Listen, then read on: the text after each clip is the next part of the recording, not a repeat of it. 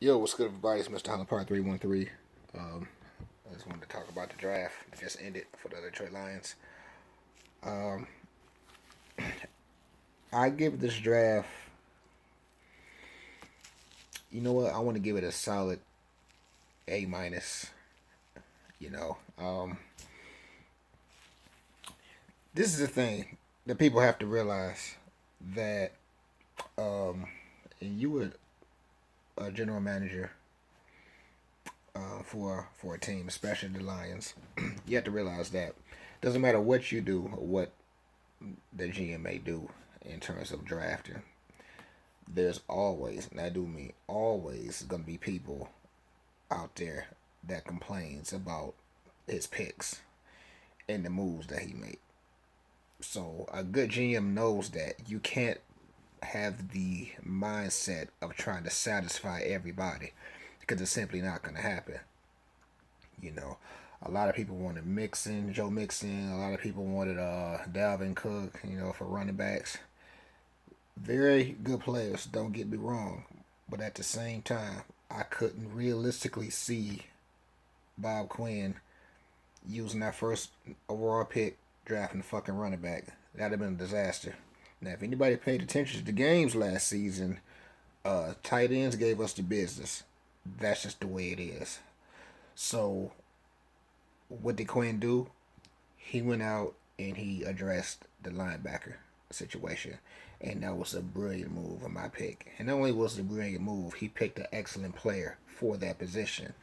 You know, so you can't go into next season complaining that we're getting beat by tight ends and the linebackers are suck when Quinn went with the flashy pick, the big name, and picked a fucking running back.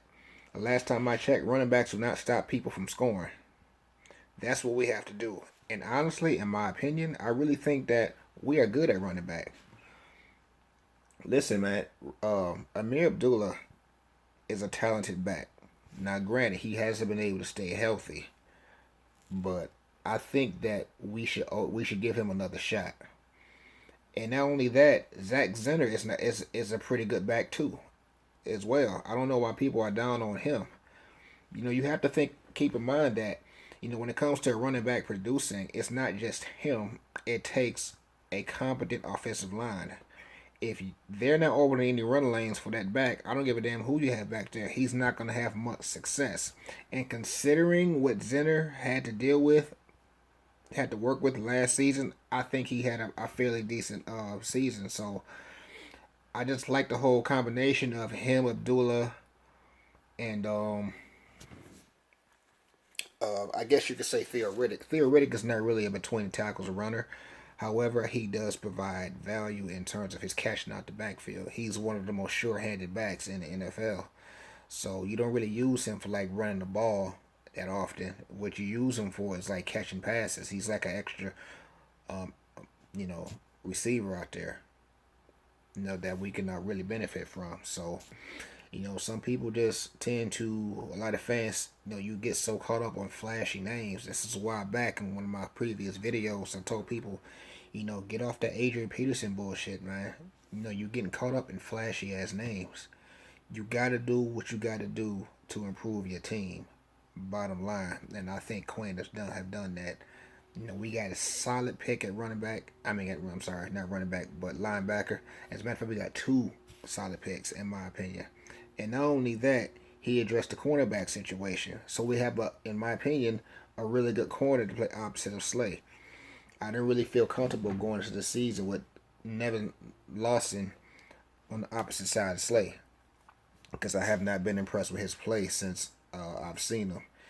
And the guy that we have, he's a ball hawk. He's not the most fastest player, but who knows how he'll be able to develop in the system that we run. So he works with Slade. He worked with Terrell Austin in the off season, and we'll see what happens. But I'm very optimistic about it. In my opinion, this is a very solid draft. You know, I think had we had somebody like Matt Miller, and real Lions fans know about that fucking nightmare that happened. He'd have, put his ear to the street and saw the buzz about getting a fucking wide receiver, or fans wanted this, fans wanted that, and he probably went with that direction. And that's how you lose games. You get paid to do a fucking job as a GM, and you got to do the best of your ability. You can't listen to what fans have to say or ESPN analysts and make your moves based off that. You know, you're not here to win popularity contests. You're here to build a winning and solid franchise, and I commend you for that.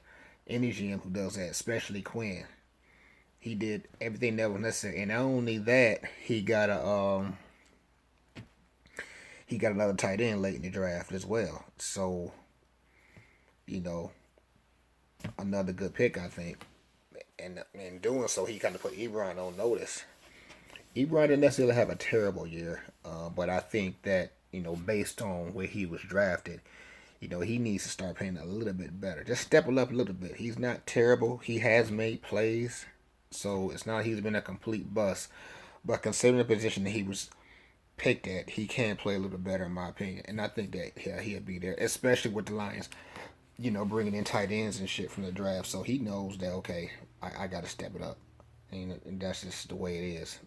And not to mention that I forget the team we got him from, but we brought another free agent tight end that's supposed to be one of the best blocking tight ends in the game. So that's what Quinn is doing. He realizes what he already has, and he's going to utilize that and combine it with his new picks, you know, for this draft. So just because you didn't see him drafted doesn't mean he doesn't have it. And let's not forget, we still have undrafted free agents. A lot of times, sometimes you find diamonds in the rough. Just because they didn't get drafted does not mean that, you know, they can't really come in and produce and be stars. Or just because they got drafted in the sixth or they got drafted in the seventh round does not mean that they're just worthless players. You can find a lot of diamonds in the rough late in the draft. You know, that brings to mind Robert Mathis. I think he was drafted like in the seventh round from Alabama A&M, HBCU, small school, and he turned out to be one of the best defensive linemen in the game. Not only that, I think DeMarcus Ware came from a small school, so you know you can't just look at a player came from a small school. He wasn't that highly, you know, scouted and all that, and he ain't. Hey, you just never know, you know, because a lot of these players are coming in, they trying to make teams this off season, so they're coming in hungry. So you just never know. Look at Kerry Hyder. Case in point, I've never heard of Kerry Hyder, but he balled out. He led the team in sacks last year. Who knew? You know, whoever saw that coming. So what I'm saying is, let's really appreciate this draft for what it's worth, and just hope for the best. You know, and just get over the well, we ain't getting no running back, that crying and shit. Cause fuck it, it didn't happen. He didn't get a running back. He didn't feel the need to draft a running back. You know, we just gotta go with decision making, and that's just the way it is. And also have to consider that he really hasn't been the GM for that long. So let's let the man set his foundation on this franchise and see if he can get it turned around. So just have a little optimism. That's all I'm saying. So I, for one, am very proud of this draft. I know some people complain. I mean, I was just going on Facebook and just heard about all the bitching and moaning about, you know, the shit that Quinn didn't do. Some people was even pissed that he didn't draft Jabril Peppers in the fucking first round. Like, that shows you the fucking idiocy of some people.